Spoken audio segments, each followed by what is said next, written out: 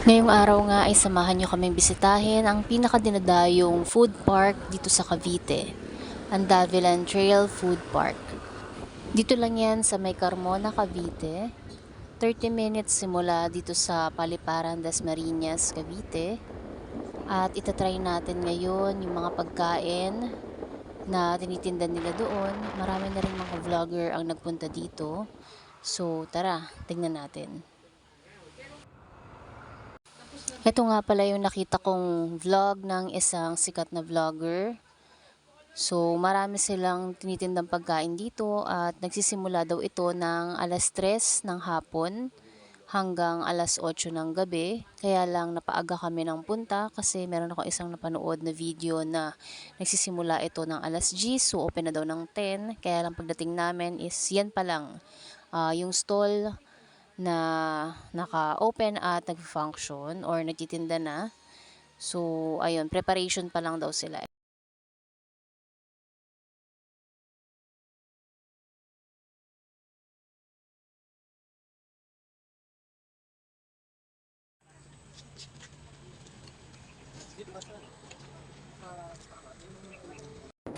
At bago nga namin marating ang mala Switzerland vibes ng Davilan Trail Food Park ay ito muna ang bumungad sa amin. Ang napakagandang tanawin na madadaanan namin papuntang Carmona, Cavite.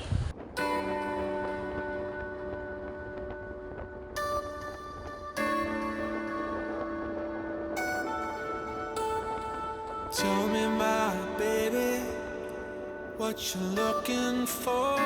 Siguradong marerelax ka kapag nakita mo ang magandang tanawin na ito. Dito lang yan sa may Carmona, Cavite. I can show you more. To look up into the sky and pray for something. Buti na lang at nakisama ang panahon ngayon at hindi umulan kahit na sobrang terik ng araw at napakainit. Away to somewhere. 'Cause baby, with you, I'd go anywhere. Maybe with you, I'd go anywhere. Maybe with you, I'd go anywhere. Maybe with you. At ito na nga yung bumungad sa amin, ang mala Switzerland view ng Davilan Trail Food Park.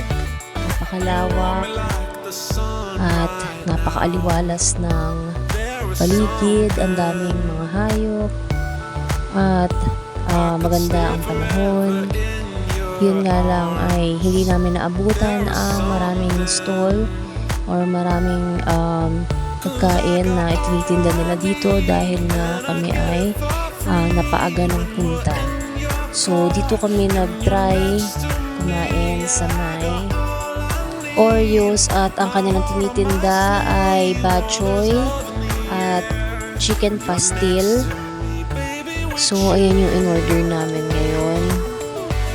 Masarap naman yung pagkain nila at ang bachoy ay nagkakahalaga ng 80 pesos. Ang chicken pastil naman ay 60 pesos. I'd go anywhere.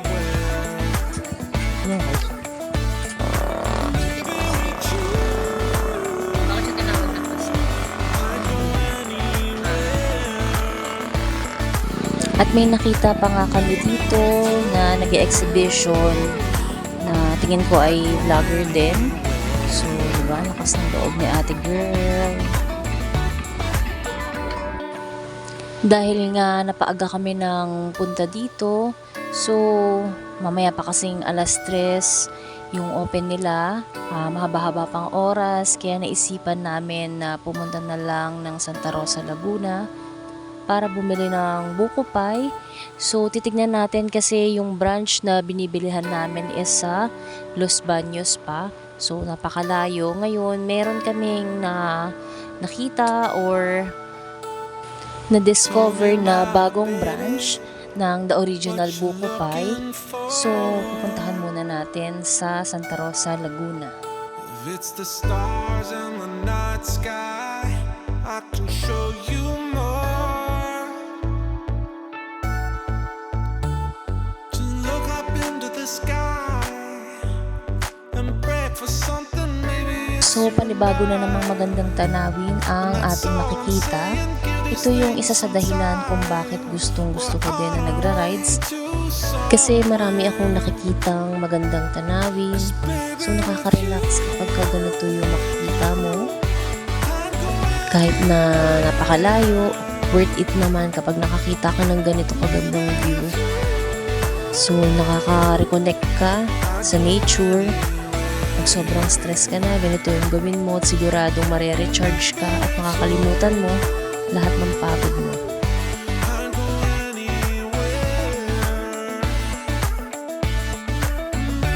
Sabi nga nila, hanggat malakas ka pa, hanggat kaya mo pa, sige lang, gumala ka lang. Kasi kapag ka matanda ka na, kapag ka may sakit ka na, hindi mo na magagawa yung mga ganitong bagay. Pero syempre, kailangan pa rin ng dobleng ingat dahil di natin masasabi kung anong pwedeng mangyari kapag nasa kalsada tayo. So, samahan lang natin ng pag-iingat at dasal bago tayo bumiyahe para gabayan tayo ni God. At narating na nga natin ang branch ng The Original Buko Pie dito sa may Santa Rosa, Laguna.